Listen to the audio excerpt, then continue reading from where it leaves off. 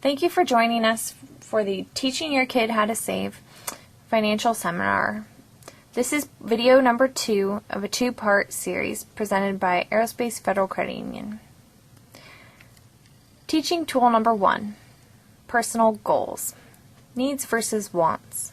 Children need help seeing the difference between what they must have and what they'd merely like to have.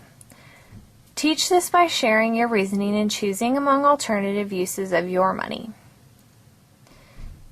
Ask yourself, what are some examples of things you need? What are some examples of things you want? Your child should set his or her own goals. Self-set goals are more motivating than someone else's goals. Progress. A graphic display of progress reinforces discipline by recognizing effort. And lastly, choose SMART goals. To be useful, goals should be specific, measurable, realistic, and timely. They also should be adjustable to reflect changed circumstances. Teaching tool number 2, a budget. Deliberate spending. Without coaching, children can fall into the lifelong habit of mindless spending. Tracking spending is the first step in identifying expenses that are fixed, or regular and unavoidable, and variable, those that are optional. Deliberate saving. Planned spending ensures that expenses are less than income, resulting in savings that your child can set aside for goals. Alternative choices.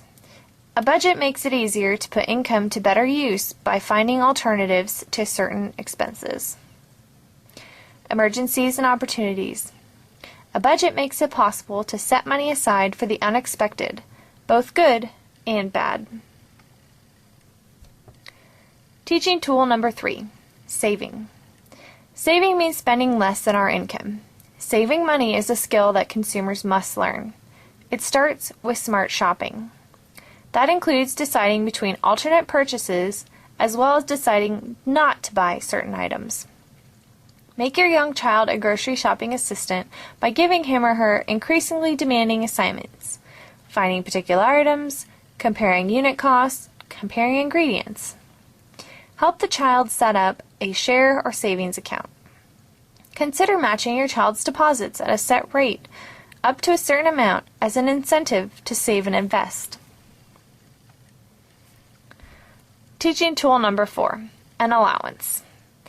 Advantages. Allowances can reduce nagging and panhandling. They encourage planning ahead and taking responsibility. Earned versus entitlement. Some parents believe that a child should earn an allowance. However, the purpose is to teach money management, which is a different lesson than the value of labor. It's best to give a base amount for practice, with opportunities to supplement the allowance with special jobs. Age. Many, if not most, preschoolers recognize that money changes hands during a purchase. When they express the desire to be involved in the exchange, they're ready to benefit from simple buying decisions. Birthdays are a good time to increase allowance amounts. Amount and schedule. It really depends on maturity. Pay younger children weekly. Older children often benefit from increased planning demands of monthly special purpose allowances. For example, vacation trip allowance, holiday gift allowance, and so on. Restrictions. Parents also disagree on whether children should be free to use an allowance as they see fit, or whether some or all of it should be tagged for specific purposes such as saving and charity. The fundamental purpose of an allowance is to make sure that children have the wherewithal to practice making their own money decisions. If your child's allowance doesn't provide enough income to force spending and saving choices, it loses its primary value as a teaching tool. Teaching tool number 5, work. At home. Some household tasks are infrequent or difficult enough to offer your child special opportunities to earn extra money.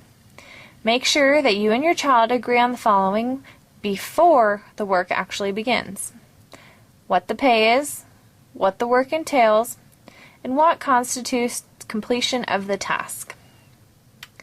In the neighborhood, lawn care and babysitting are the traditional gateway jobs for entering the workforce. But your child may have other ideas. If your child is ready for a job, help decide details such as hours per week, prices, record keeping, and professionalism. Insist that your child set and meet standards of performance for taking jobs in the neighborhood. These include honoring commitments, keeping income and expense records, budgeting, and earning high customer satisfaction. Your child will have opportunities to earn money working for neighbors before he or she is old enough to get a regular job. Besides being a source of income, your child can practice money management with jobs such as babysitting and lawn care, can teach valuable lessons about work responsibility. Teaching tool number 6, investment. Investing is about putting your savings to work by taking advantage of 2 key factors: compound interest and time. Compound interest refers to leaving an investment untouched so that you earn interest on both your principal and interest previously earned.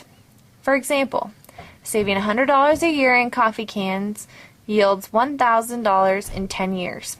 Investing $100 a year at 4% yields $1,249 in 10 years. Time advantage. The longer you allow compounding to do its magic, the more money your principal and interest earn, and the more your investment is worth. For example, investing $100 a year at 4% yields $5,833 in 30 years. Frequency. The more often you add to your principal, the more dramatic your investment growth. For example, investing $100 a month at 4% yields $69,636 in 30 years.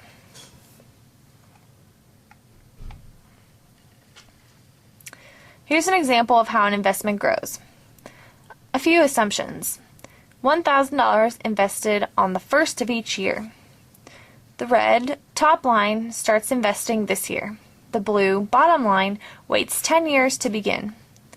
Earnings are 6% a year, calculated on the last day of each year, or annual compounding. More frequent compounding raises earnings somewhat. Investments such as basic savings accounts, share certificates, and money market accounts might be compounded monthly, quarterly, or even daily. Using money for punishment and reward risks emotional connections that interfere with learning money management skills. Fines and penalties. Defeats the purpose of giving a child money so he or she can learn how to use it properly. Rewards. Undermines the value of accomplishment being its own reward.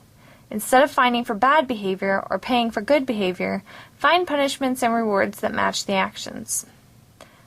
What is an example of an effective non-monetary punishment that fits the misbehavior? What are some effective non-monetary rewards? After leaving 8th grade, students have a mere 4 years remaining before they're expected to be independent adults. Students who haven't begun to develop money management knowledge and skills by 8th grade will be hard-pressed to catch up, given the academic and social demands of high school. They also might have developed bad spending and planning habits that are hard to unlearn. Previous generations of parents took for granted their children's departure from the nest and move into independent adulthood. But modern life has made this transition less certain and smooth for many young adults. For example, they now face rising demands for high-level labor skills and stagnant real income levels for workers in most fields. Parents who start their children's personal finance education in elementary school increase the odds that they will develop the knowledge and confidence by age 18 to be self-reliant and take over the task of supporting themselves and their futures.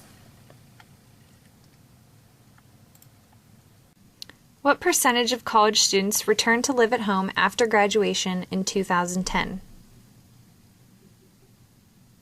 The correct answer is E, 85%.